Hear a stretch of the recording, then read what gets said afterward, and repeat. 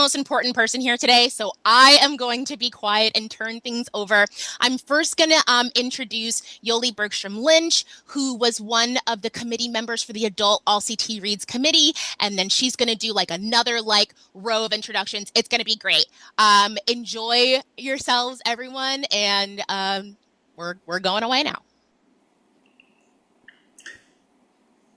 Good morning, everyone. I'm Yuli Bergstrom Lynch. I'm a research librarian at Connecticut State Community College, Manchester, and as Kim mentioned, a member of the All CT Reads Adult Committee. I am honored to be a part of this wonderful statewide initiative that brings readers together to share in great stories, meaningful dialogue, and community building. So this year, the committee was unanimous in our selection of The Emperor of Gladness by Ocean Vuong and it's an incredibly beautiful and powerful novel. I think that it's sure to spark some thoughtful discussion across communities in Connecticut and beyond the state of Connecticut. It's my absolute pleasure to introduce someone who I'm proud to call both a friend and a colleague, Dr. Quan Tran. Dr. Tran is a senior lecturer and senior program coordinator of ethnicity, race, and migration.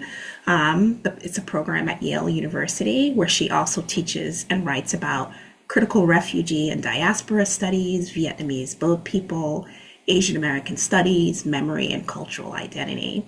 And her book manuscript, Anchoring Vietnamese Boat People's History and Memory, examines refugee identity, community, and cultural formations in the global Vietnamese diaspora by tracing contemporary efforts in remembering the Vietnamese boat people exodus in Southeast Asia, Western Europe, Australia, North America, and cyberspace. And not to be outdone, Dr. Tran is also a poet and a translator. And in addition to her academic work, Dr. Tran serves as co-chair for the Asian Pacific American Coalition of Connecticut, APAC, where she has been a tireless advocate for community building, education, cultural celebration, and shameless plug, APAC, in collaboration with the Connecticut Museum of Culture and History, is actually co-sponsoring a wonderful and free annual Lunar New Year event right here at CT State Manchester campus on Saturday, February 28th to celebrate and highlight the rich mosaic of Asian and Pacific Islander traditions in our state. And with that, please join me in welcoming Dr. Quan Tran, who will introduce and be in conversation with Ocean Vuong. Okay, Yoli, thank you so much for that generous introduction. And also CT State Library for inviting me to have this conversation with Ocean today. Ocean, I'm such a huge fan of yours, and I'm delighted to be here with you. Okay. So the way that this conversation will work is we'll have about 15-20 minutes of conversation with each other, and then we'll open up the floor for questions from the audience. So folks, if you have questions, please feel free to put them in the Q&A button, and then we'll get to them a little bit later. So it is my pleasure and delight to introduce our author, Ocean Vuong, who is a prolific poet, a novelist, and a photographer whose internationally and critically acclaimed works are leaving indelible imprints on the contemporary literary world. His brilliant poetry collections include Night Sky Would Exit Wounds and Time is a Mother. His extraordinary debut novel, On Earth We Are Briefly Gorgeous, is currently being adapted into a film. And I found that out through your Instagram casting post. So exciting. And most recently, his second novel, Emperor of Gladness, was selected as the 2025 Oprah's Book Club's book. And the book has been widely celebrated, topping many reading lists as last year's best book, including The New Yorker, NPR, the BBC, and Time, to name a few. Ocean's literary accomplishments have earned him multiple prestigious awards, including the MacArthur Fellowship and the American Book Award. So Ocean, congratulations to all of your accomplishments thus far. And thank you so much for your light and for being here today. Oh, Thank you so much, Jiwon. I'm so happy and proud to be selected as CT Reed. I am a very proud and I think inevitable product of Connecticut, including the social systems that we have. I'm going to dive right into it because I really want to in today's the dire state of our world, our education systems, our art systems, many people ask me like, how did this happen? How did a refugee from Vietnam become a published author, a professor, etc.? And on one hand, we love that story of linear upward mobility in America. That's the American myth of Phoenix rising from the ashes. And the media culture loves to talk of that in terms of in a way like violent terms, right? He blew up. He came out of nowhere, right? We love these sort of like explosions of success. But the fact is that I am a product of Connecticut's social, assistance. It's the social welfare system that Connecticut and Hartford especially has been so invested in for so many decades, being a democratic state, voting to uphold support for immigrants and refugees in low income housing. I'm a product of welfare. I'm a product of food stamps. I'm a product of free school lunches, heat assistance, the Pell Grant. Community colleges is where, at Manchester Community College, is exactly where I found the permission to be a writer in the library. So to me, there are material reasons for why I'm here, and there are material reasons for why I probably would not be here if I was not a refugee in the 90s, in the late 20th and then the 21st century. At any other given time, I don't know if I would have made it, right? So I think there's no explosion. It's actually like coming from a state that has nurtured support for the working poor and for immigrants for so long. I come out of that system long before I ever publish a book, and I'm really proud that the system here has held my work in such high regard. Thank you. Absolutely. And I think, part of the beauty about a society that takes care, right, that makes room for those of us who are vulnerable, is the kind of availability of opportunities, not so much in the sense of this is the land of opportunities, right? But a way for us to think about, our own experiences as having something to contribute to a collective understanding of what it means to be human, right? What it means to be in relation with each other, what it means to be responsible and be held accountable in our ways of being. And I think this is a thread that runs through, all of your work, both in the lyrical form and in the prose form, but also in the photographic forms, right? And we are here celebrating the successes of your brilliance, but I think your point of thinking about behind those successes, right, are like these deeper stories of missed, opportunities of violence, of the kinds that those who survive it, who come out of it, have something significant to contribute.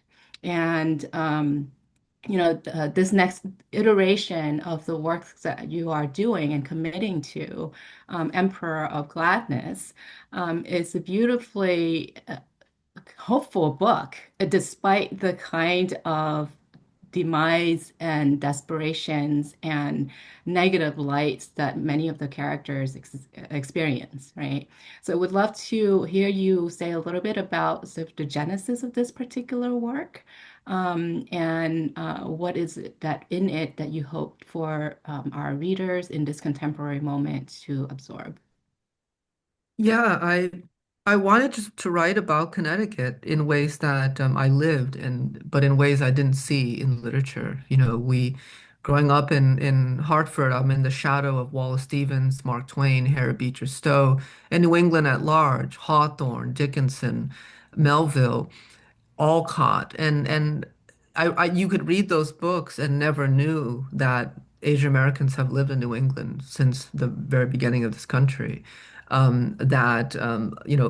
are also black writers that come out of it. Phyllis Wheatley, one of my heroes. There's nothing more radical than to write as an enslaved woman against your own safety, right? So, I mean, if you ever have I tell my students, you ever have a bad day writing, think of Phyllis Wheatley, right? That to write against all odds and to at such a high caliber, right out of Massachusetts, Jupiter Hammond, Hartford poet, also enslaved. So the history of American letters is, in fact, the history of Black letters, right? I mean, that's an American tradition, and so a lot of that happens in New England, and I just didn't see that celebrated. I saw such a lack of that representation even as a professor, right? The canon snuffed out all of these people. And, Wheatley and Hammond came before Whitman, so you can't even argue about like origin or time frame. So I wanted to kind of have this stubborn, when I was growing up, my mother called me Li Lam Gung Dao, right? Which is a stubborn, hard-headed, right? And she always said, "You should be a lawyer. You can argue yourself out of anything." When she was she was trying to discipline me, I would argue. I would ration myself. She said, You should go be a lawyer. You can wiggle your way out of every logic that I'm trying to throw at you." And I think for me, I didn't want to write a story about escape. America loves escape narratives. I'm convinced that, there are more Americans who are rescued in American films and books than actual Americans. We want the fantasy of rescue and escape. So I wanted to write a book that acknowledges a lot of Connecticut's, Hartford, and the region's struggles. I didn't want to write propaganda, but also say that, I'm not interested in like getting out because that's such an American, fantasy. Just get out and then we'll value the person who escapes. But I'm more interested in saying, how do we reconsider a life that's worth living so that we don't have to escape in order to be celebrated? Because most of my family still live in Hartford County. They still work in the factories. They still work in the nail salon. I've had lovely job offers from Stanford, Paris. They come in and I know right away before I even look at them, I can never take them because my family is still in Connecticut. I teach here at NYU for one semester, then I go back and I live, within 30 minutes of my family, and I'm proud of that. That's not a burden to me. So I'm interested in reframing Hartford as a place of refugee immigrant life. I worked in the tobacco farms where Bradley Airport now sits. Bradley Airport sits on a tobacco farm.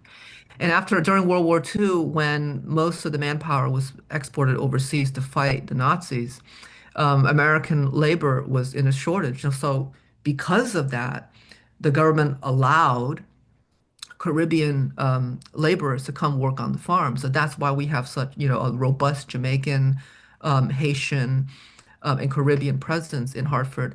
And that community was the first community that I saw. That was the first flag that I ever saw in my life is a Puerto Rican flag hanging out from a car with a pair of boxing gloves. If you know, you know.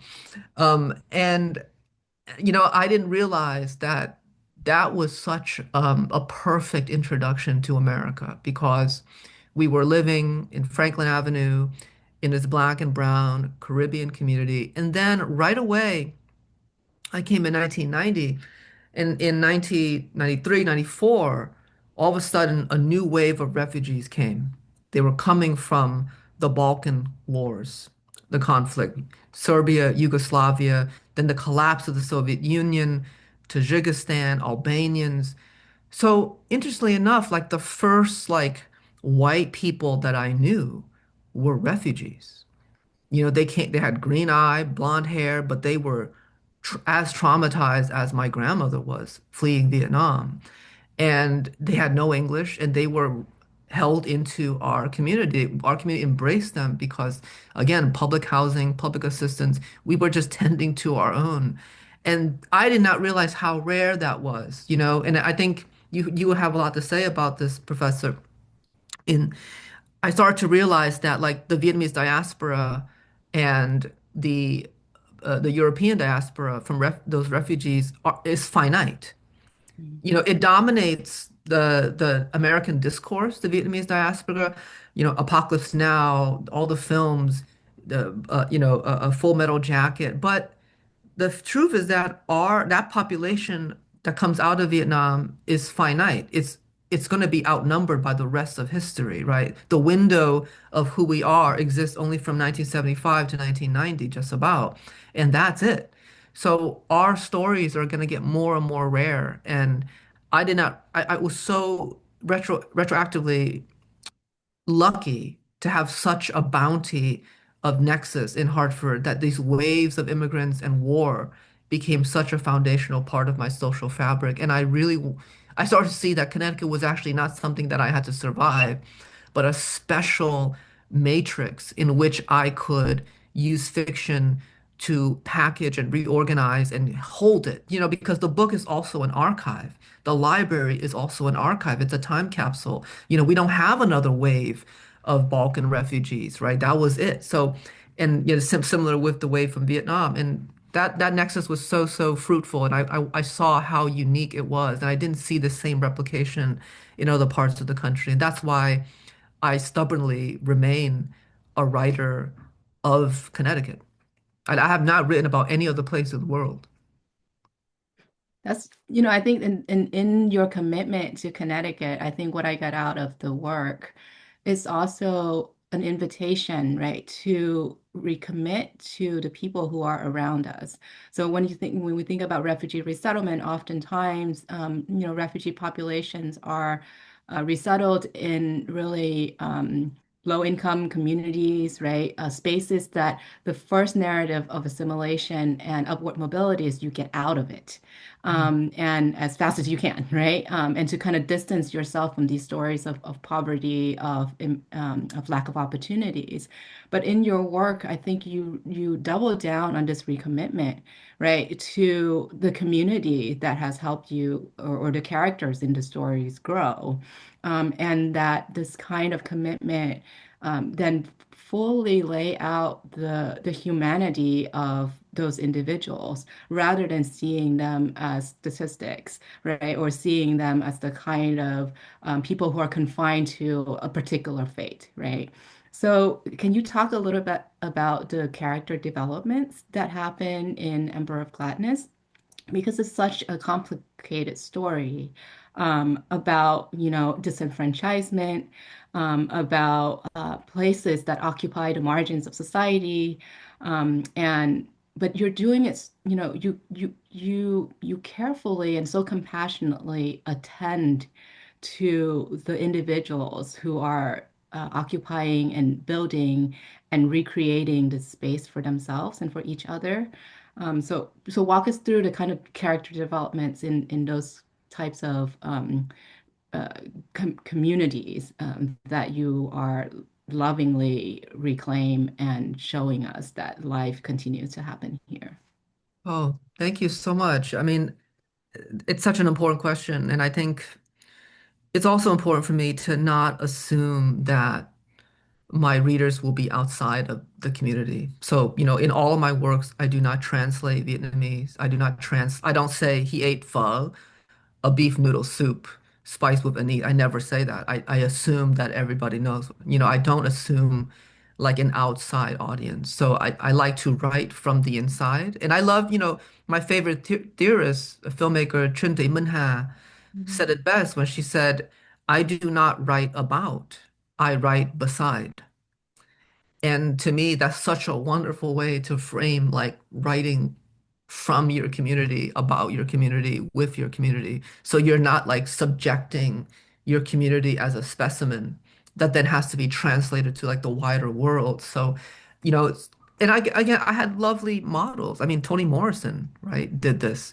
James Baldwin, Teresa Hawk Kung Cha, you know, Maxine Hong Kingston. These writers were so disobedient to that demand that publishing had on them to constantly make them so palatable to an elsewhere. And I wrote as if there is no elsewhere. You know, what I'm really proud of about my characters in this book is that it's not like they don't know about the Met Gala or Paris as a kind of cultural symbol of exotic opulence, but that they don't care. It's just not a part of their life. You know, like they don't care about it. Like it's not like they're ignorant of it. It's like it's not a factor in their life. So it's not even like a rejection of like the mainstream or what's central. It's just a turning their back against it because the Met Gala is not relevant to this community, as it was not relevant to anybody I knew growing up. You know, so um, and I think that's really powerful. It's just to say, like, well, whatever the culture salivates over and cherishes is just not applicable here, and it doesn't matter. And so it's just repositioning hierarchies. And so if you have a place, a town that nobody gets out of, what do you do? And I think often in American fiction and Western fiction, that's usually like dead on arrival. If you don't get out of the rough, then you don't have a story. Stories are about movements, about growth. So it's kind of like novelistic suicide to take that off the table. But I was quite stubborn about it because I thought, you know, often you say you need conflict to have a good story. But I think that position comes from absolute privilege. If everything is fine and good in your life, like most of, a lot of canonical fiction is, like I love Jane Austen, but a lot of that is just, wealthy people deciding who to get married. And there's a lot of tension, a lot of vexation. I love that work. But I didn't relate to that because to me, the conflict is already embedded without story. It's embedded in history. So people from the working poor, immigrants, black and brown communities, like it sounds kind of silly to say like, oh, in order to have interest, you need to create conflict. It's like, no, it's life is already conflicted when you don't have enough food, when you don't have enough money to buy heat, when you cannot get out of these social economic stratas that are pushing you down. The proximity and the situation of these socioeconomic frameworks in America is already tense. And I wanted to just allow that tension to work between characters. I did not want to put a plot system on them, like Lord of the Rings, and say, like, now you need to go grab something. You need to go defeat an antagonist. I'm like, there are no antagonists. There are no victims here. There are no villains here. Again, that's like the opposite of what every writing workshop would tell you. But I saw such beautiful, enriching lives growing up. And again, I think growing up in the working poor Connecticut taught me another way to tell stories that I just didn't see in the writing workshops that was fed to me in the larger culture. And so in,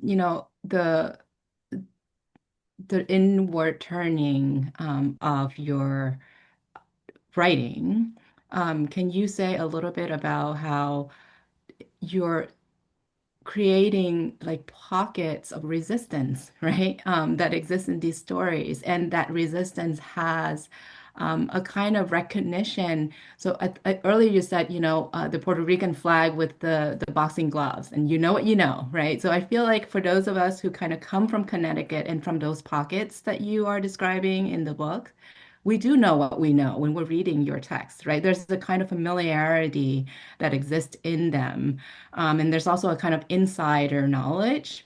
And that's what I appreciate so much about it. So there is a question from the audience to ask you what the city or town that serves as the inspiration for East Gladness.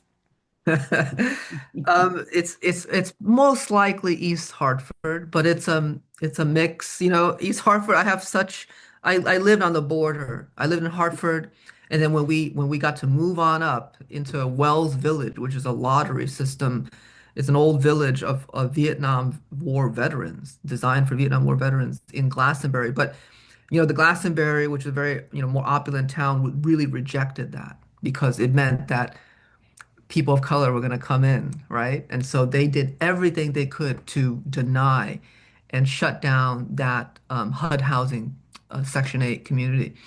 It didn't work, but they tolerated us because we were on the very border. We were basically East Hartford, and that's it's interesting because we were technically Glastonbury, but our whole social life where we shopped was all in East Hartford, and that was strategic. They did not want us in the heart of it. We only went into the heart of it when we went to school, because that's the bus took us there. So there was a kind of municipal bureaucratic system at work. It's a predominantly white community, mostly conservative. It fluctuates through, but it was evident through my childhood. And that too was a wonderful education, robust education in what America was, how segregated it was, how the racial divides. But then also they needed us to not have such homogenous population in the school system, right? So most of the people of color in the school system came from these HUD housing. They also bussed in folks from Hartford. There was a program from New York that brought in, like it was this kind of PR. And anyways, I have a lot to say about that, but I think part of that is also like reframing these communities as also like I also want to be careful in my work, and I don't want to position what marginalized people are often positioned as in American culture, which is that they're noble and virtuous in their suffering, right? It's like, oh, if poverty breeds good character, then we don't need income inequality. We don't need to solve the housing crisis if it builds character, right? It makes them kind of like holy or what have you. So I don't have my characters are all flawed for that reason. Like they're not virtuous because of their poverty. They're virtuous in moments of relation to each other. And East Hartford, I have such fondness over. Is the place where I grew up, where all my friends were.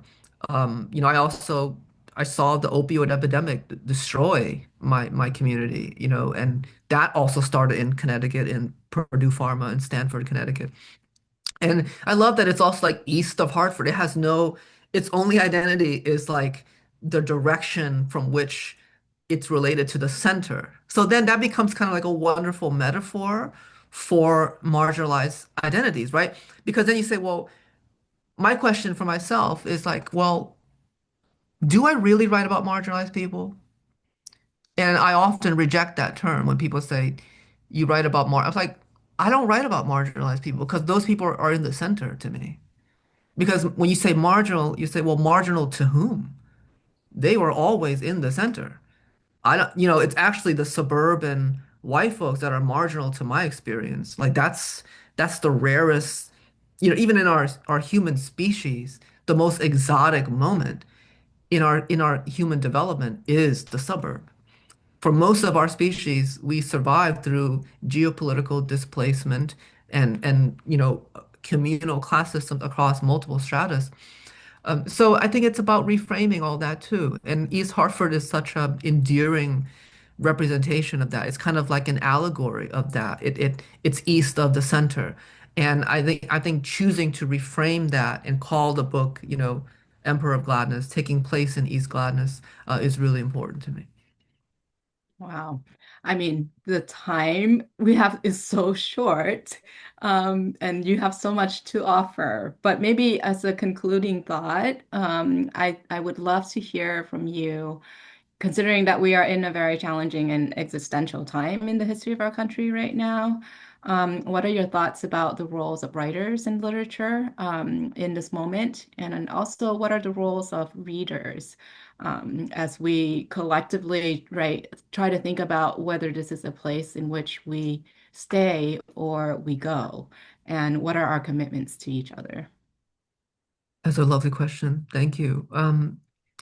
Well, I tell my students this every semester. I say, look, no writer has had the pristine luxury of writing in times of absolute peace. None. Every writer, every hero, from the canonical to the non-canonical, they have always written in times of turmoil somewhere. And that is the assignment. That is the tradition. It's just our turn at it. It should not be so, but it is so. So, the question is, what do we say?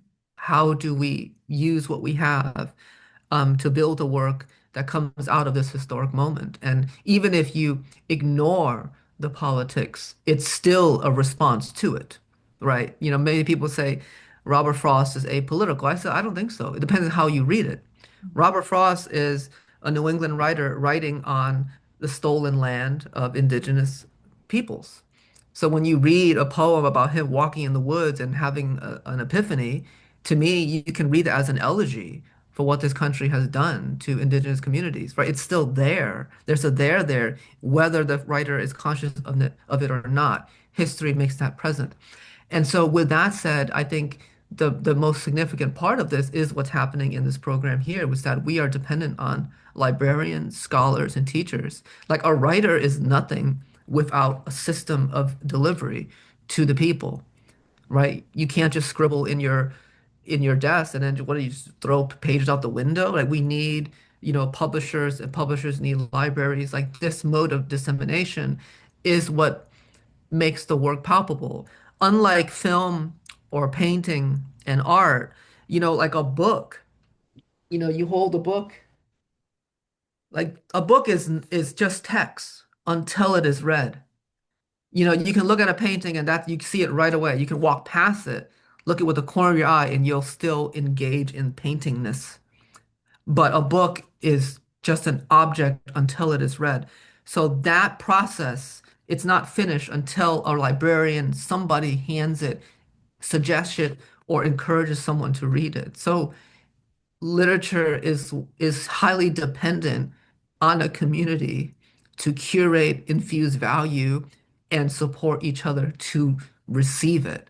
It is not finished. The reader completes the work. So the writer just makes a blueprint. And so we need everybody involved to get the text and the stories across the systems. And with that said, you know, I think the body is also an archive. The body is also a library. You know, I was raised by women who memorized stories and songs, and the first library that I ever encountered was my grandmother. And so the same thing that my grandmother did for me, librarians now do on a larger scale. And so I think it's more important, you know, to think about the librarians and the people who support these systems, because without them, the writer is just somebody scribbling at a desk. And with that, I think we understand the assignment is continuing to do what we have been doing in order to, right, extend the safety nets to each other. And thank you so much for your thoughts. And I think I'm going to hand this over now to Kim. Yes, yes. Thank you so much, Kwan and Ocean, for this amazing conversation. Thank you, Yoli, who was the person who added your book, Ocean, to the suggested reads for All CT Reads. This has been an amazing conversation. We see the hearts and the claps. Thank you so much. And we just appreciate you taking the time to talk to us. I'm sure you've got a lot going on with your teaching.